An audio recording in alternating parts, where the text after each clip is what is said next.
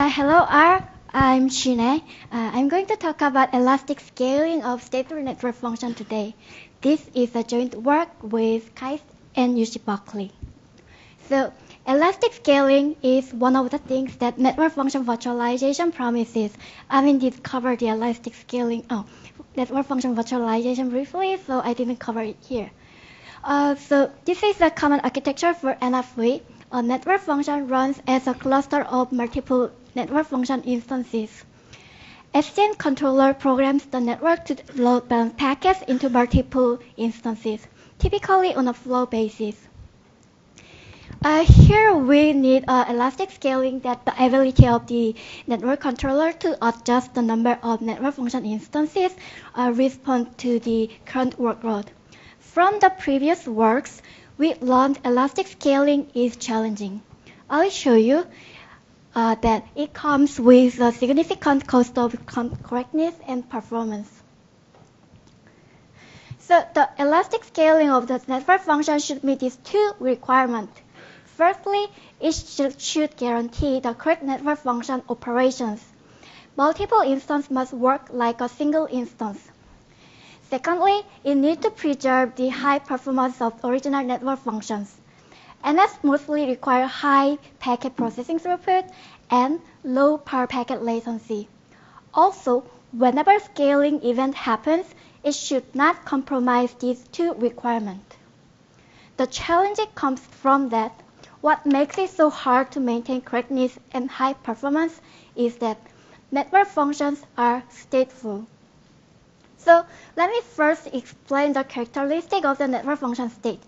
We categorize the NF state into two types with the question that, assuming with a certain traffic workload balancing scheme, can state be distributed in a way that no remote access is necessary? If yes, we can say that the state is partitionable, with the assumption that the packets are load balances based on a flow basis. TCP connection state or per flow statistics are partitionable. If not, the state is not partitionable. The example of the non-partitionable states are a counter for the number of active flows or attack detection status such as port scanner and password guesser. So you can find more examples of real network functions from the paper. The further challenges for supporting non-partitioning state is that the remote access cost is high and state is frequently accessed. We need efficient sharing. For example, exploiting balance between performance and consistency as the state has a different sweet spot. Then, how about the case of the partitionable state? It's okay during normal operations, without scaling event. But once the scaling happens, the state locality is changing, the functionality will be broken. So let's see an example. So we assume a scale-up scenario where there are two instances running, and now we have the third one. The packets of gray and black flows used to be forwarded to the second. But now the third one received them. Because this instance doesn't have the state of gray and black flows, it shows incorrect behavior. For example, if it is a state variable, it may fail to pass the authorized flows and the connection will be disconnected. So we need state sharing or state migration to provide necessary states to instances. So I'm going over to the more detail why managing network function state is challenging. I'll illustrate these challenges by discussing how prior approaches have addressed the problem and what are their limitations. So let's start from the classic and traditional model. So here the scales means the packet and triangle reference state. State and packets are using same color coded.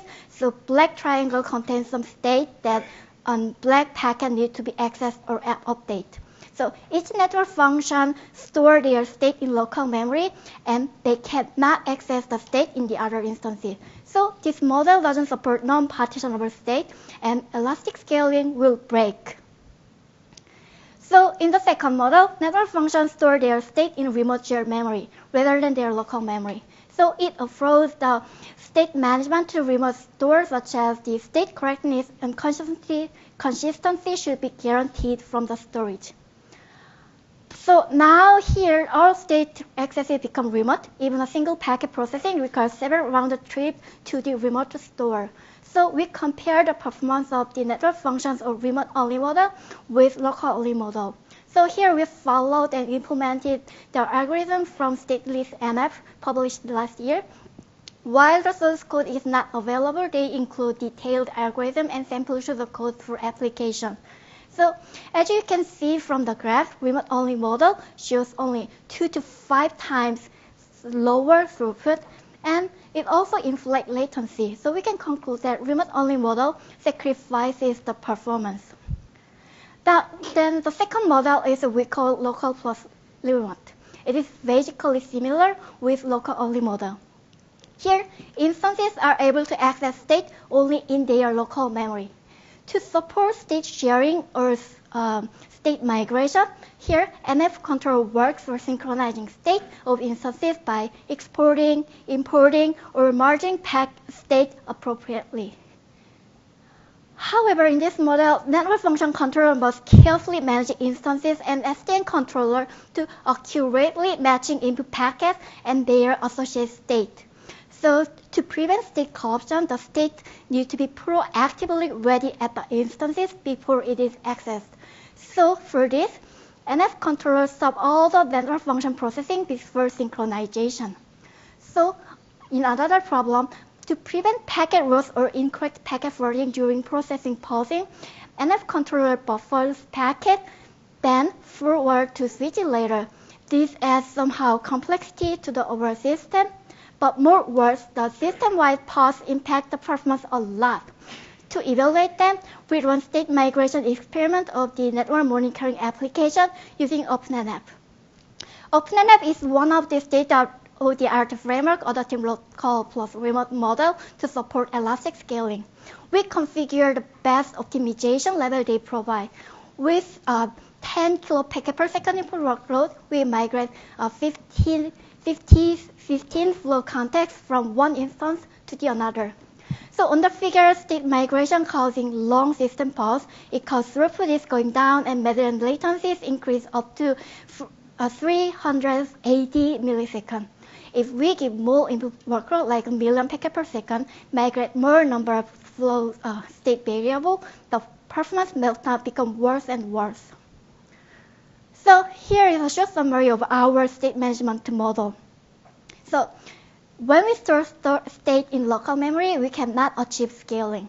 If we move state into the remote storage, we can see no performance disruption during scaling event, but it causes low normal performance even in normal operations. So we can explicitly synchronize state using out-of-band channel whenever necessary, not harming normal performance. But state synchronization requires system-wide pausing, causing huge performance degradation. So in this work, we propose distributed and shared state management model. Using this model, our framework adds little performance overhead during normal operations and shows minimal disruption when scaling out happens. So now I'll introduce S6, our framework to support elastic scaling of network functions. S6 provides distributed shared space. In this space, state is locally distributed, allowing minimal performance overhead during normal operations. Although the state is locally distributed, any state is visible and accessible from any instance. So S6 supports effective state sharing, and it requires no system-wide pausing to synchronize state.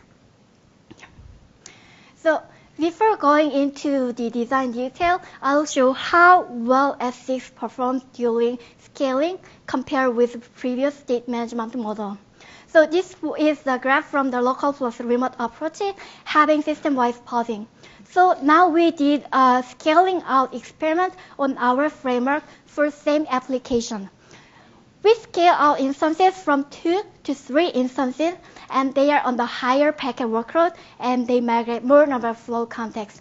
As you can see on the graph, during scale event of the scaling, the throughput keeps stable, provides some millisecond median latency. 99 percentile goes up to 60 millisecond, but it was very transient, less than duration of the 0.1 second. So, as I will show later, I conduct the same experiment with more extreme workload.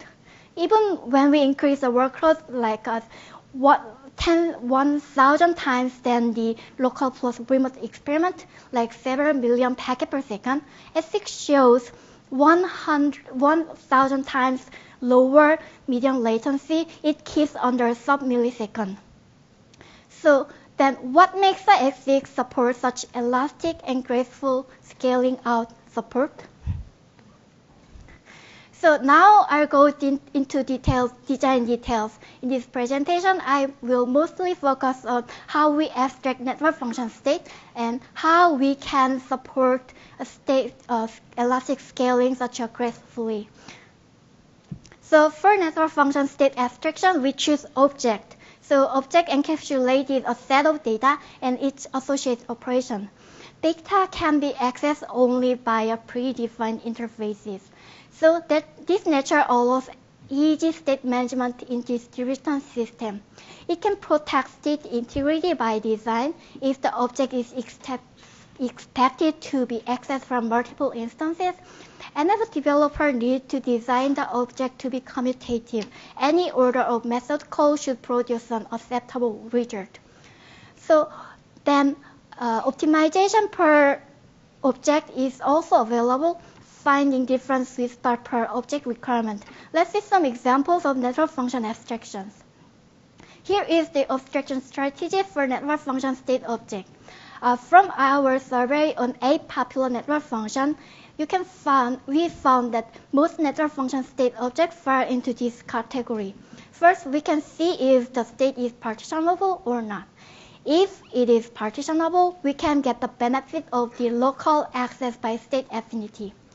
If the state is not partitionable, they are mostly show one of two access patterns, read heavy or write heavy. For example, configurations or per flow updated entry are read heavy. So caching helps to the performance. And statistics or network-wide monitoring results are write heavy, so we can use a non-blocking update or regular merging local replicas for optimizations. You can find some examples from the paper, what kind of network state it is, and how our programming model supports the abstractions.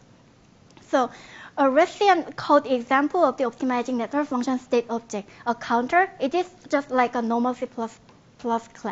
So S6 provides some extension to annotate object allowing for framework level optimizations. Firstly, we annotate the object as a multi-writer.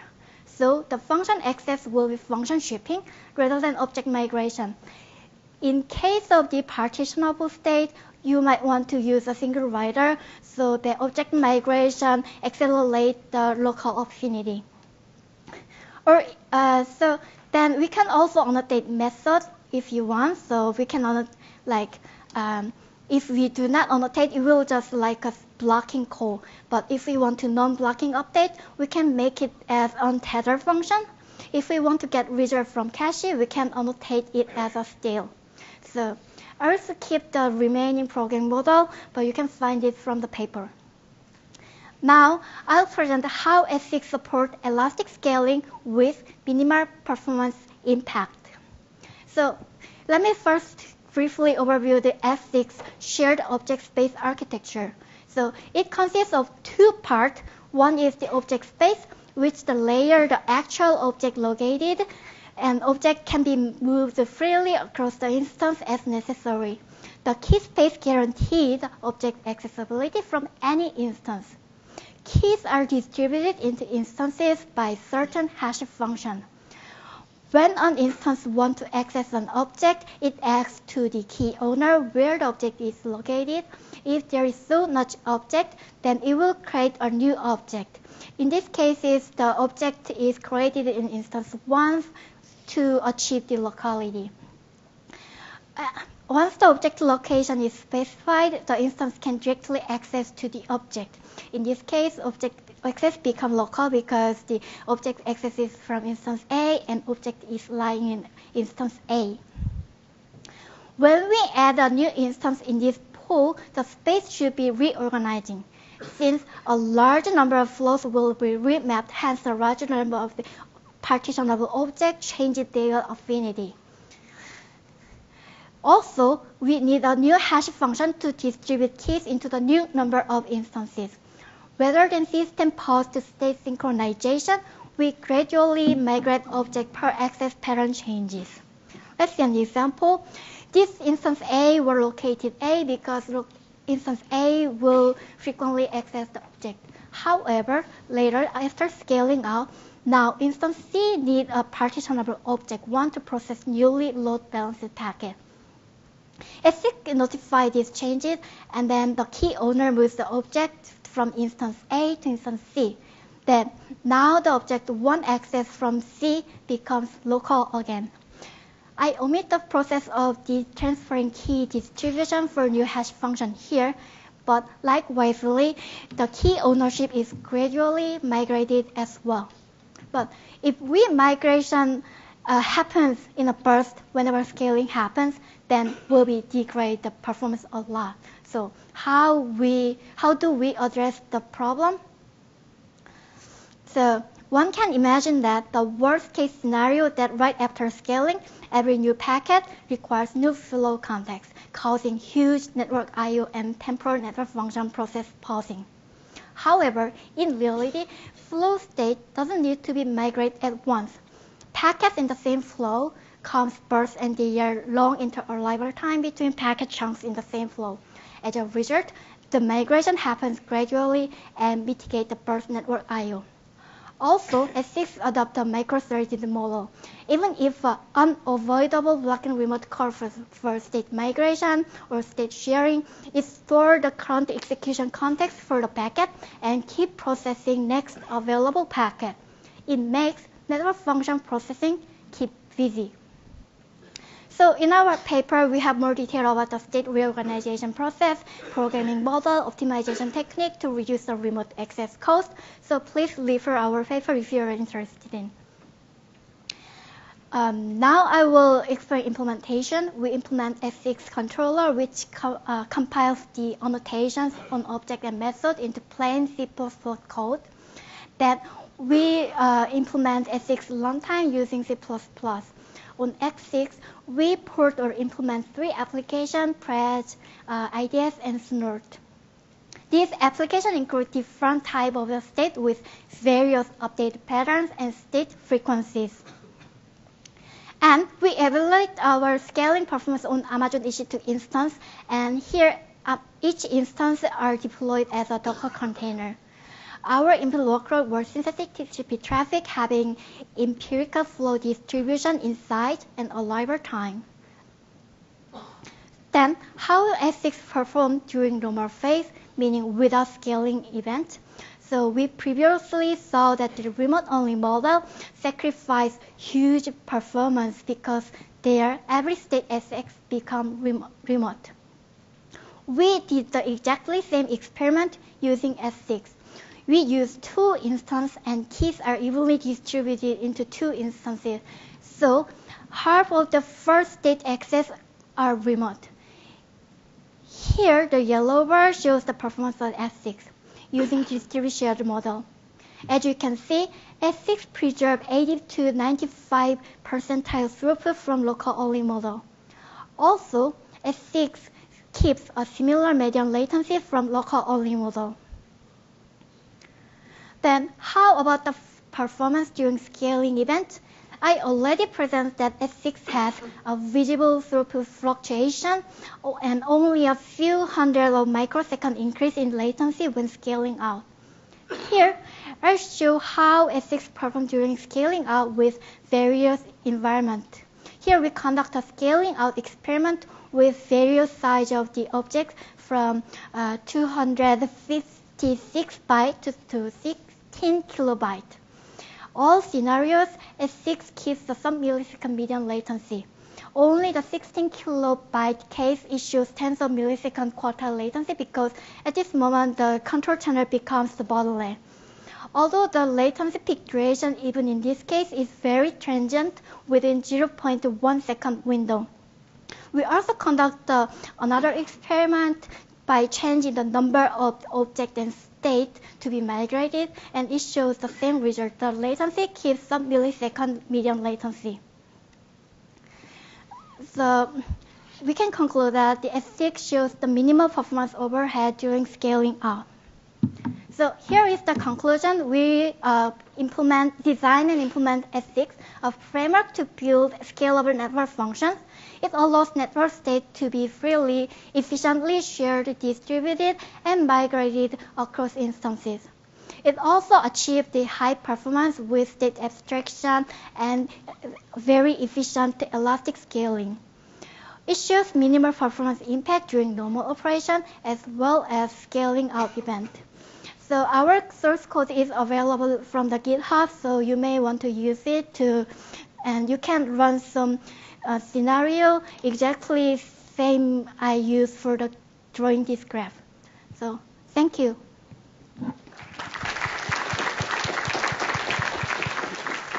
Thank you, Shinae. Any questions? Okay, while people are gathering their thoughts, so thanks for the presentation, very interesting. I was wondering, all of these frameworks, that you mentioned, and your one, they require you to basically reprogram the network function using, the new framework, right? Yeah. So obviously, this is it's not easy, right? So the alternative would be to take every single network function and do a specific scaling mechanism for it. Yeah. My student has done this for NATs, for load balancers and so forth.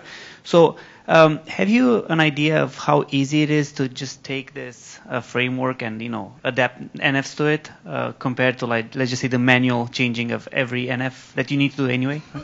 Okay, so let me explain how I porting threads and ideas to running top over the S6. The first assumption is that the code should be available like C++ or at least object. So C code should not be ported. So for thread, we first port this code to the port the most important data structure as an object. After that, the implementation is so easy. What we do is that for object, we have to decide that whether that this object should be partitionable or not. Then for non-partitionable object, we may annotating network function that for method like get method, we want to enable cache, just annotate stale, that will be fine.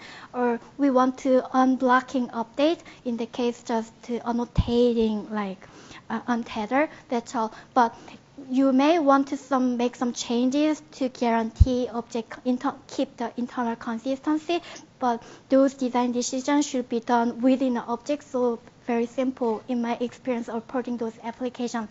Next, you have to do is that porting the packet processing function into the micro task. What you have to do is that just to register the packet processing function as a register micro thread for S6. This is normally easy because, for example, if we use the pcat library, there is a very trivially located the processing function for each input packet. Just move this function into the S6 microthread. That's all. So I would say that porting threads, it took just less a day for me, and the difference, the code difference is not that huge.